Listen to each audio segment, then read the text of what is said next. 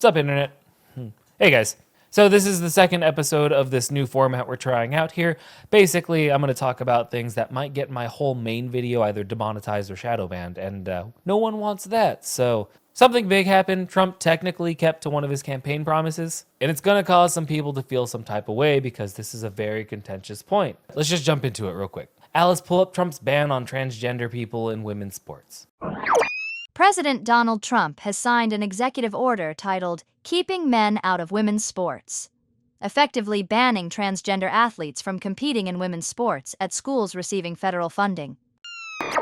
And just like that, Trump has delivered on one of his campaign promises, this time by signing an executive order banning transgender athletes from competing in women's sports at schools that receive federal funding. Officially titled Keeping Men Out of Women's Sports, subtle as a brick this one, the order empowers federal agencies to punish schools that don't comply, potentially cutting off their federal funding. The timing is no accident, being Trump signed the order on National Girls and Women's in Sports Day, ensuring that it would make maximum impact. Also standing behind him, Riley Gaines, the former Kentucky swimmer who's made a second career out of opposing transgender inclusion in women's sports. Now, just 3 days earlier, 3 of Leah Thomas's former teammates filed a lawsuit against the NCAA, Harvard, and Penn over Thomas's participation in women's swimming. Let's break down why this matters politically, shall we? Trump has been hammering the transgender athlete issue for years now.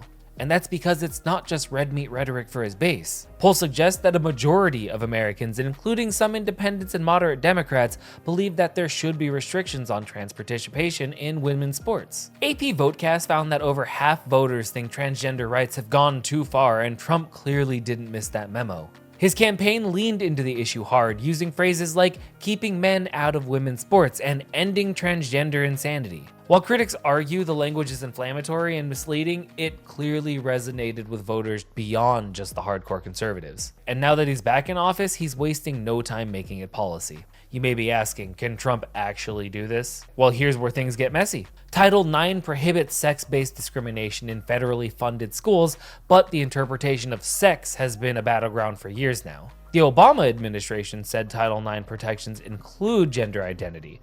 The Trump administration reversed that. The Biden administration re-reversed it. And now Trump is swinging the pendulum back once more, defining sex strictly as what was assigned at birth. But does Trump really have the power to enforce this ban? Well, that's going to be up to the courts. Lawsuits are inevitable. Civil rights groups will argue that this order violates federal anti-discrimination laws and the Constitution itself. They're also likely to challenge whether Trump can pressure private organizations like the NCAA to change their policies. Speaking of, NCAA President Charlie Baker previously told lawmakers the organization would follow federal laws, but as of now hasn't responded to this latest development. The executive order is just the first shot in what's guaranteed to be a lengthy legal political fight. Some schools and states will challenge it immediately. Others will comply out of fear of losing federal funding. Meanwhile, transgender athletes and supporting groups will continue pushing back, while lawsuits are likely headed all the way to the Supreme Court. The only thing certain is that this move guarantees that transgender rights, and more broadly the culture war over gender,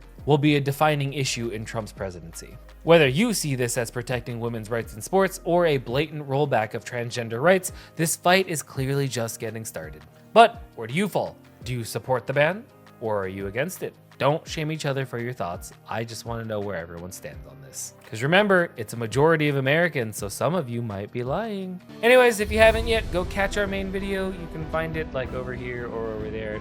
The green screen moved. Alice, end the video now. Bye.